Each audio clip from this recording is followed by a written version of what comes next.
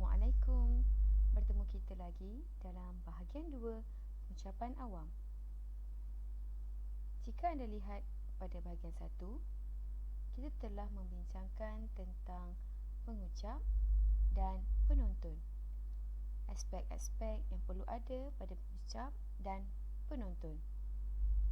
Pada bahagian kedua ini, kita lebih membincangkan tentang material atau bahan-bahan yang diperlukan untuk melancarkan lagi pengucapan kita. Bahan, sesuatu yang menentukan bahan-bahan perucapan melibatkan proses-proses memilih tajuk, penyelidikan tajuk, merangka dan menyusun tajuk, menyusun idea, merangka ucapan dan sebagainya. Kesemua perkara di atas merupakan proses menyusun ucapan. Proses ini membolehkan perucap meneliti dan membatas idea-idea serta menentukan maklumat-maklumat yang ada itu sesuai atau tidak. Memilih tajuk.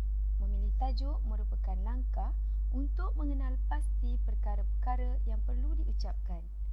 Tajuk merupakan idea utama perucapan. Kesemua pemilihan tajuk sangat penting kepada perucap supaya mesej yang disampaikannya dapat dihayati oleh audien dengan berkesan.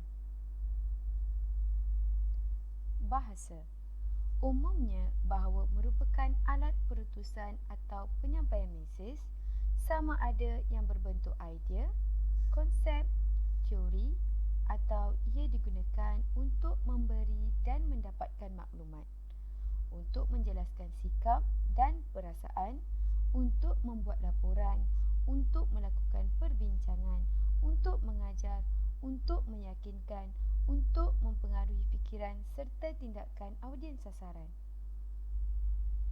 Tata cara penyampaian. Terdapat dua aspek yang perlu diberikan perhatian semasa menyampaikan ucapan, iaitu aspek lisan dan aspek bukan lisan. Aspek lisan, untuk memenuhi keperluan ini, perucap hendaklah berkemampuan serta mahir dalam penggunaan bahasa seperti yang dijelaskan sebelum ini. Ini penting bagi menghasilkan maklumat yang berkesan serta ekspresif. Aspek bukan lisan dalam penyampaian ucapan boleh diperjelas melalui penggunaan aspek-aspek bukan lisan seperti gerakan badan, sifat fisiologi, sentuhan serta penggunaan masa. Kaedah penyampaian yang pertama ialah hafalan, iaitu perucap menulis kemudian menghafal seluruh ucapannya. Walaupun cara ini berkesan, tetapi aspek-aspek kesegaran ucapan agak terbatas dan perucap mungkin menghadapi masalah untuk menyesuaikan diri dengan perkara-perkara atau masalah-masalah yang tidak dijangkakan berlaku sewaktu penyampaian ucapannya. Secara spontan, keadaan ini berlaku apabila seseorang perucap itu diminta menyampaikan ucapan secara tiba-tiba. Kaedah ini juga boleh bertukar dengan berucap seringkas dan seumum mungkin bagi mengelakkan kekaburan maklumat.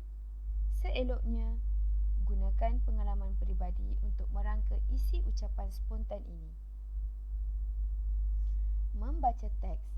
Ini merupakan kaedah yang paling lumrah digunakan oleh perucap, iaitu menumpukan perhatian kepada manuskrip dan sekali-sekala memandang audiens. Walaupun ketepatan dapat dijamin, namun wujud masalah untuk menambah isi ucapan dan untuk mengekalkan hubungan mata dengan audiens. Merujuk rangka. Dalam kaedah ini, perucap hanya menyediakan rangka ucapannya dengan memilih kata-kata kunci bagi intipati ucapannya. Cara ini sangat ekspresif dan akan menghasilkan ucapan yang bersahaja, dapat mengelakkan hubungan mata serta mudah mengubah suai farta. Bagaimanapun, kesan-kesan sedemikian hanya dicapai sekiranya perucap telah membuat persediaan yang lengkap sebelumnya. Secara kesimpulannya, perucap perlulah menggunakan lebih daripada satu pendekatan dalam proses pembujukannya. Selain itu, setiap unsur dalam penyampaian ucapannya seperti mimik muka, nada suara, gerak badan perlu diseimbangkan dengan hujah bagi membantu audien mengubah sikap dan tindakan mereka. Itu sahaja untuk hari ini. Sekian, terima kasih.